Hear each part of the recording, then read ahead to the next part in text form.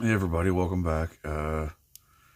If you enjoy the stories that I tell, be sure to like, subscribe, comment down below. Hit the bell notification, all that fancy cool stuff. You can even donate to my Cash App if you really want. Help me make this a more sustainable, source of income, and maybe do something like this full time. But if you don't want to, that's cool. Just be sure to like and share and all that cool stuff.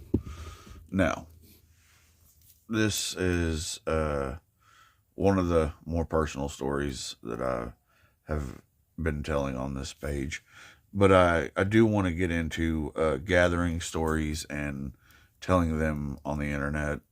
I just something I'm interested in. I like it. I enjoy doing the whole podcast thing. I enjoy the YouTube thing. Uh, my house burnt down, so I've been trying to figure out and get a place set up to where I can, you know, do this kind of thing and produce better quality work. But anyway, let's get into the story. He came here for the story, not the news update. But uh, I was working on 429. No, sorry. Let me back up. I had just moved back out to Rolling Oaks for the second time, and it was oddly enough, I was driving a car that had really bad suspension, so I was constantly going through tires. Like, it was ridiculous. I usually had a spare in the trunk at all time, and just so happens that this time I did not, because I had had to change a tire a few days prior, and my payday was the next day, so I hadn't had a chance to replenish my spare tire. And I don't know if it was just a me thing because of the ADHD or just an irresponsible young adult thing, but my phone got cut off. And, it happens. Sometimes things happen. Well, these events like correlated perfectly to me winding up on my way home. I hit 429, which, if you've been a fan of this channel, you know that 429 was the road I originally lived on, but moved off of. Like, okay, well, 429 connected where I was working to where I was living now. Well, so I was cutting down 429, and oddly enough, right past where I used to live, my tire blew. So I coasted over to one of the side roads. I got over to a spot to where I could change the tire. Well, that was when I popped the trunk and realized, oh no, I don't have a spare. I'm like 12 miles from home. I mean, probably further. I mean, I can't really judge the distance now. I used to have it memorized. I used to know exactly how many miles away I was whenever because whenever I told this story, I liked being able to say I walked like 9, 10 miles. Well, anyway, I can't remember offhand, but it was a long walk. Well, after some debate, I just gathered up my stuff that I knew I was going to need, shoved it in my little Walmart vest, because that's where I was working at the time, was Walmart. Big yellow spark on the back of my bag, because this is 2015, I think, 16, something like that. It was the navy blue vests with the big yellow spark on the back. Well, shove all my stuff in there, and I take off walking. I'm going home because the next day is my day off. I'm just looking forward to being in my bed and not having to wake up at a certain time. Well, the walk didn't start off odd. Like, besides the fact that I was walking down the road at like 1 o'clock at night, it wasn't bad. I mean, well, I got, from where I broke down, I got a couple miles, and there's a gas station on the road. It's like a diner slash gas station slash they sell pizza. It's just a little country store. Well, I decided to check to see if they had Wi-Fi. Sadly, they did, but it was there was no login as guest. You like actually had to know the password. So after a few minutes, I just gave up and kept walking. Well, shortly after the gas station, I started like hearing shuffles beside me. And you know, the earlier ones could have been anything. They could have just been, you know, cats or dogs or whatever.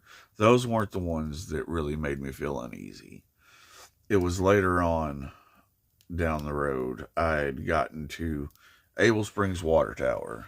And for those of you that listen to my stories and this channel, you know where Able Springs is. Like it's just a water company and a water tower in the middle of nowhere, like on a backcountry road, 429, obviously.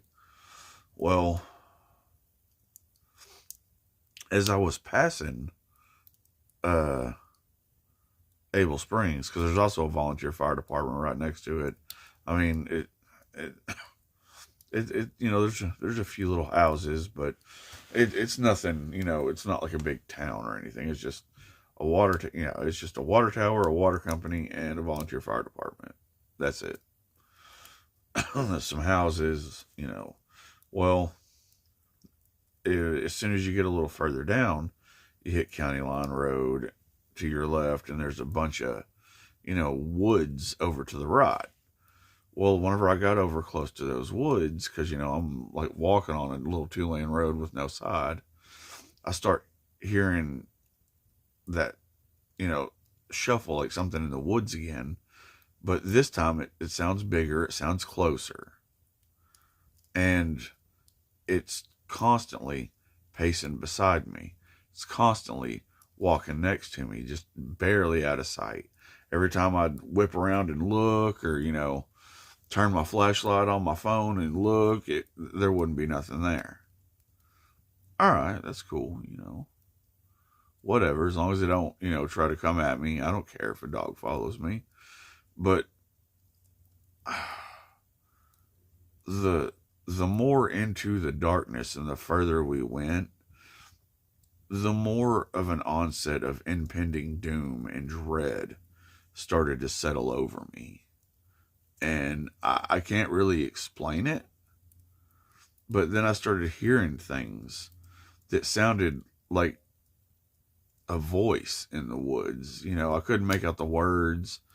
It just sounded like something like blurry voices that you would hear on the other side of a door. And it sounded, very feminine.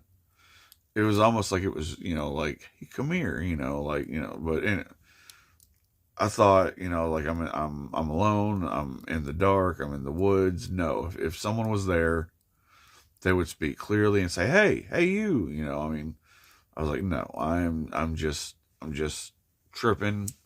Let's just get home.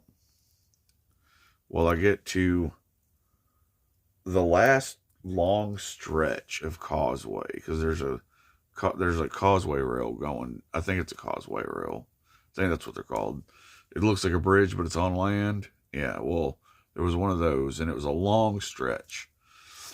And that's where it got really prominent and loud, and like it was really trying to get my attention. Like it really wanted me to go check it out. And no, at this point, I'm already like that sense of impending dread has just like capsized, and no, like, I couldn't handle it. Well, I get to a point in the road where you can branch off and go down this one road named Bee Hill Road, and that's a creepy dirt road, and But creepy dirt road as it may be, it would have been the quicker way home. I couldn't make myself go down Behill Road. Like, something told me if I went down that road, I just wasn't gonna make it home. Like, and honestly, I can't for 100% say that's a supernatural feeling, because it could have just been the fact that I know there's packs on packs of wild hogs out here. I mean, it could have just been anything. Hell, that could have been the impending dread and the thing that was watching me. Like, I honestly couldn't have told you at that point. Like, I just knew that there was something telling me, nope, dude, just go the long way home. Just go the long way home. So I did. I continued down the causeway to the stretch. And it got so bad that, like, my fight or flight was starting to kick in. Like, something was telling me to run. But at the same point, I know predators want you to run. Like, I felt like if I would have taken off running, like whatever it was would have been like, ooh, a chase, you know. So I fought the urge to run as long as it didn't come out of the woods. And hogs aren't gonna, you know, follow a wood line, you know, like, and they would snort. So I don't, like I said, for the life of me, I couldn't tell you what this was I mean, and I didn't see it until, well, I'm about to tell you. But I finally get to the end of this long causeway area, and there's a church on the left, a road to the right that leads to a horse ranch, and if you keep going, like, you hit the county line, and it just turns into a bunch of houses. There's a Family Dollar down there, but there's a real nice, you know, housing addition down there. And so I continued to walk until I got, like, and don't get me wrong, I picked up my pace. I was pace walking at this point. I got to the nice little housing addition and by this time, like, I couldn't breathe. Like, I had pretty much damn near took off running at this point, because the noise was getting louder. The little, you know, that sounded like, you know, people talking. Like, it all just got louder and more obnoxious and weirder, because I was calling out the whole time, like, hey, is anybody there? No answer. So by the time I finally got there, I had, you know, started pace walking real hardcore. But I finally got out of all of the darkness and got into the street lamps and the little towns around me. And I just collapsed in this driveway and was laying there like, ha ha, you know, thinking, oh, you idiot, you've done, you know, scared this shit out of yourself.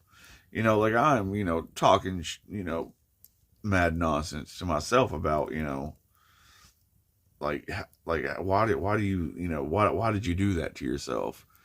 But then when I looked up and back the way I came was when I saw it. It was, it almost had like spider appendages, like, oh, that's weird. But like, it was like translucent in skin. It was shaped very humanoid, but the limbs just looked really long. It looked kind of like that thing that you see on the trail cam videos. I've seen it called, I think it was called the rake or whatever. But that was pretty much what I saw, like very whitish, pale, translucent looking skin. It had eye holes, but I wasn't close enough to tell you what the eyes looked like, because it was a far distance away. And the only thing I could tell you was whenever I saw it looking at me, it looked almost upset that it, that it waited and it didn't, or depressed that it didn't get, like, I don't know if it wanted the kill, if it wanted to lure me in the woods. I don't know what it wanted, but it didn't get its, chance. So it just kind of cocked its head a couple times and skittered back into the shadows. So I decided at that point it was time to gather myself and get on down the road. And it was weird because I got around the corner and I had to cross a bridge to get close to my house. There's a bridge over in a little point called Duck Cove. I got halfway across the bridge and I heard some sort of, not like a roar or like a traditional howl like you would think of for a werewolf. It was almost like a scream. And it like, ugh, like, usually when I tell this story, I get goosebumps. I don't, and because it was really weird. And I think, to me, I think it was that thing. Like, whatever that thing is that I saw, whatever it was, I think it was the thing that was following me. Because, I mean, it's just weird that you get that impending sense of dread and weird noises that you've never heard before, and then see something you've never seen before. I mean, it's odd. And, I mean, honestly, I don't know what to think about it. I don't. It's one of the few things that I don't even have any real, skeptical answer for, because I mean, like, the ghost I saw in my old house could have just been, the imagination of a child. I mean,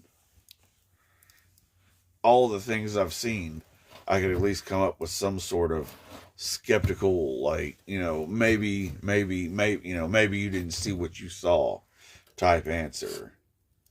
But this one, like, I had never heard of the supposed rake. Like, I didn't, like, if anything, I would have tricked myself into thinking it was a werewolf or a vampire. I mean, something more mainstream, like some sort of monster, or maybe a boogeyman with a hockey mask, I mean, but I'd never heard of that thing before. So how did I trick myself into seeing it? That's the one question I often ask myself, because I wasn't into the creepypastas. I wasn't even into the supernatural anymore, because, like I said, when I moved to Dallas, I didn't, like, have any, like, ghost stories to wonder about or strange events happening in my life that made me question things. I was living in the city, and it was all relatively normal for the most part, unless there's something I'm forgetting about. But, I mean, no, like, I don't know. I wound up continuing my trek home, and the whole time at this point I'm thinking, well, hell, I done hit scare factor. Am I going to see anything with the bamboo woods and any of that? Because I had to pass through all that to get home too. And nothing. I mean, nothing that night. But then again, I was probably just too scared to look up, because whatever that thing was, it shook me. Like, it just looking at it made my skin crawl, and that whole sense of impending doom and dread, yeah, like, it all flooded me when I looked at that thing. Because, like I said, I couldn't tell what its eyes looked like, but they looked pretty void from what I could see. Like, the whole staring into the abyss for too long and it stares back, like, it felt really weird, unsettling, and off-putting. And I hope I never see that thing again. Like, I've had a run-in with what appears I've had a few different run-ins with a few different various cryptids that I'll tell the stories of, because I just realized that I really jumped ahead and forgot to tell another crucial story about the first time I lived out here. But that's for a later date. I don't have to tell these in order, I guess. but but yeah, that was my story with the creepy Reiki Wendigo, whatever the fuck you want to call it. Oh, I finally dropped an F-bomb. But yeah. Oh, and I made it home, and the next day I wound up in the hospital. I don't know if it's because I pushed myself too hard, because I made it home. I made an entire, it's got to at least be 12 miles. I made a 12-mile trek in like 3 hours. Like, I mean, because once I started like putting movement behind me, like I was booking it. Like, there was, and like I said, I couldn't tell you how long it was following me, but it was pretty close after I took off. But I really started noticing it either around the rock pit that's down that road, or it was around the water tower, I believe. And I don't, to this day, like, the only thing I found that looked anywhere close to what that thing looked like was the pale crawler, or the rake, or whatever you want to call it. And I don't know, man. I don't know. Well, that was just that was just another one of my stories. I hope you enjoy it. If you did, be sure to like, subscribe, hit the bell notification. That one wasn't really that climactic, but it was one of the things that threw me for a loop. I mean, oh, like, it was. If you got any questions, hit me up down below. I'll answer the comments. Uh, I'll do a follow-up video if need be, because this one is kind of just erratic. I just wanted to get something recorded and put up. And I've still got like a couple different stories before this series runs dry. But, all right. I hope you guys have a wonderful evening, and join me next time.